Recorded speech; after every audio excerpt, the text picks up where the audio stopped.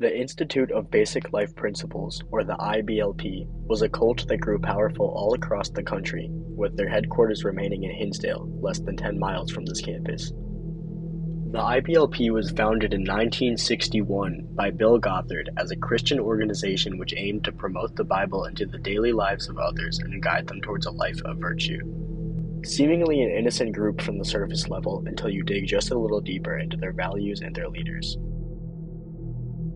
Bill Gothard started the Iblp when he was 29 years old, eventually growing the organization to rake in tens of millions of dollars every year.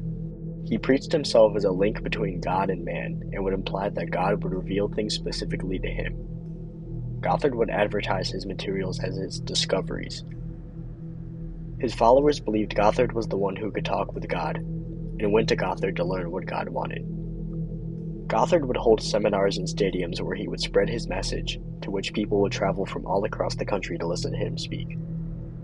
The Iblp has estimated that around 2.5 million different people have attended these seminars. This type of control allowed Gothard to provide some questionable teachings to his followers and to remain largely unchecked for them as well. The Institute's principles consisted of a lot of damaging ideas, a lot of false science, and a lot of sheltering from the real world.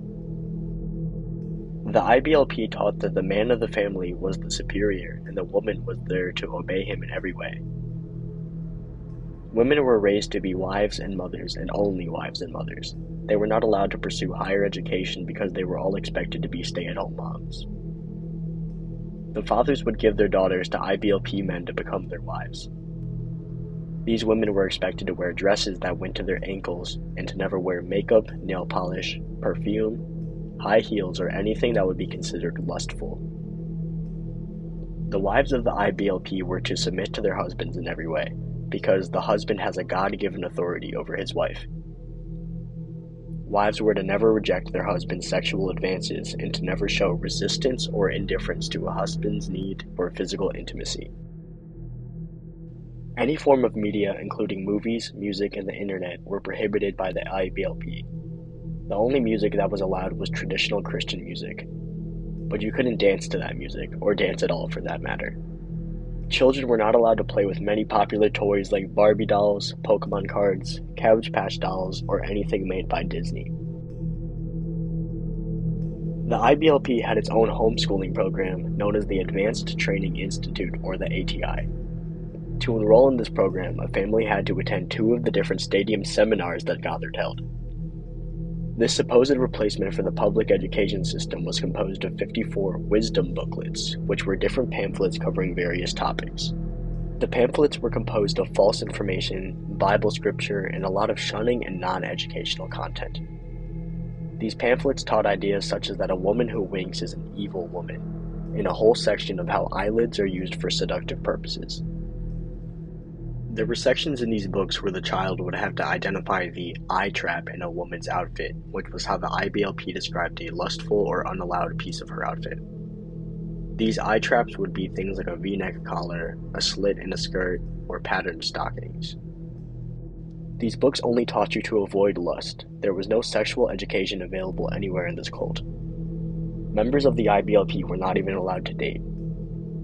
Many of the kids who grew up in this program have stated as adults that they now struggle within their own relationships. The Iblp had set themselves up in a way that thousands of children are born into the cult from their parents following Gothard. Then they would get enrolled in the homeschooling program, only learning Iblp ideologies and the scriptures and sciences that they want you to hear. Their only friends would be other kids enrolled in the ATI. The kids would grow up sheltered in this life with no media to show them how other people behave and what the rest of the world is like. They weren't allowed to date, so eventually they grow up and their parents pair them up with another Iblp family's child, and they would marry and repeat the process.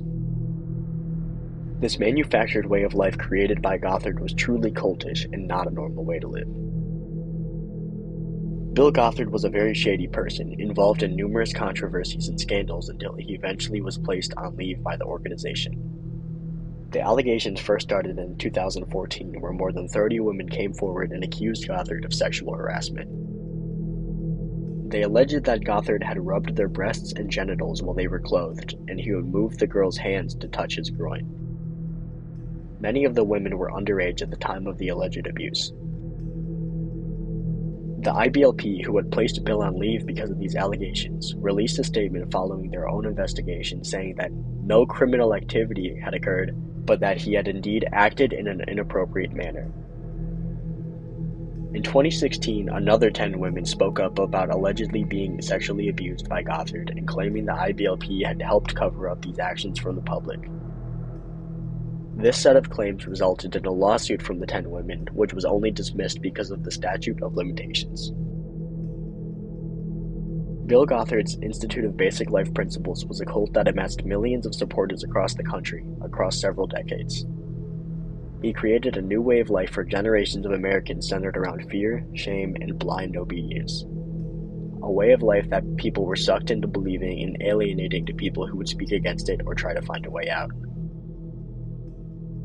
While Gothard is now just an old man who lives alone in his LaGrange home, the harm he and his organization have brought to our country won't go away for generations.